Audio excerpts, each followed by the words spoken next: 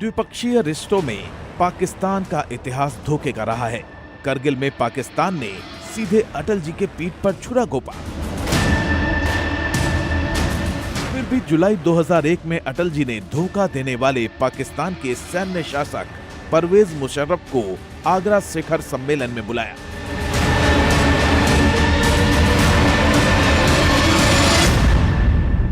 इस सम्मेलन पर जब अटल जी ने संसद में भाषण दिया, तब इशारों इशारों में पाकिस्तान से लेकर देश के बंटवारे तक पर अपनी सोच साफ कर दी। शिखर वार्ता के दौरान एक छोटी सी घटना हुई। मैं नहीं जानता मुझे उसका उल्लेख करना चाहिए या नहीं। वहां काम करने वाली एक महिला ने कहा, can we trust this man? General Musharraf ने इस बात का बहुत बुरा माना। सचमुच में एक छोटा सा मुद्दा बना दिया विवाद का, और कहा कि अगर मेरे ऊपर विश्वास नहीं तो मुझे बुलाया क्यों? लेकिन ये स्वाभाविक उद्गार था कि क्या हम इन पर भरोसा कर सकते हैं? कहना नहीं चाहिए था, उन्हें बुरा भी नहीं मानना चाहिए था।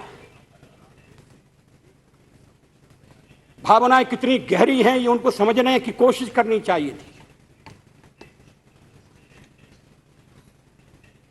लेकिन उनको बात बुरी लगी। मुझे भी एक बात बुरी लगी। जब दिल्ली से लौटने के बाद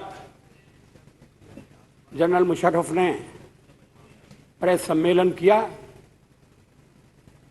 और उस प्रेस सम्मेलन में जो टेलीवाइज किया गया था, मैं देख रहा था।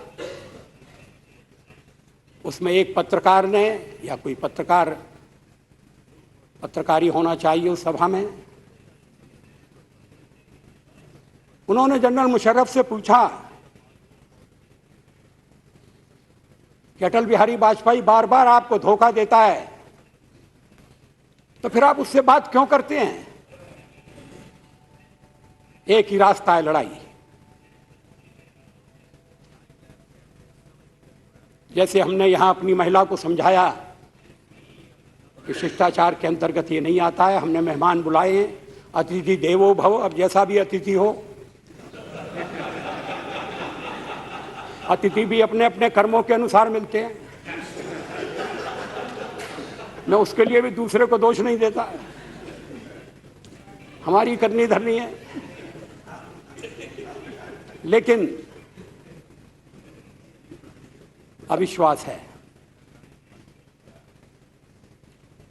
मैं नहीं जानता मुशर्रफ साहब ने उस पत्रकार को समझाया या नहीं। उन्होंने उस समय जो बात कही वो तो समझाने वाली बात थी कि भाई ऐसा मत कहो। और शायद उन्होंने कहा कि नहीं, वाजपेयी भले आदमी हैं। पता नहीं मैं कितना भला हूं, कब भला होता हूं, कब बुरा हो जाता हूं। मैं अविश्वास की बात कर रहा था। कश्मीर की जनता अपनी इच्छा से भारत के साथ मिली है, संविधान के अनुसार मिली है। ये बंधन अटूट है।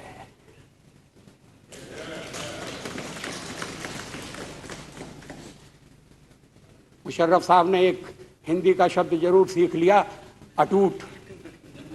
अटूट बंधन है, आप कहते हैं अटूट बंधन है। हमने कहा आप इसको समझ नहीं सकते, आपके लिए हथियारों का खेल है, आपके लिए ये मजहब का तकाजा है। लेकिन हमारी राष्ट्रीयता का आधार है।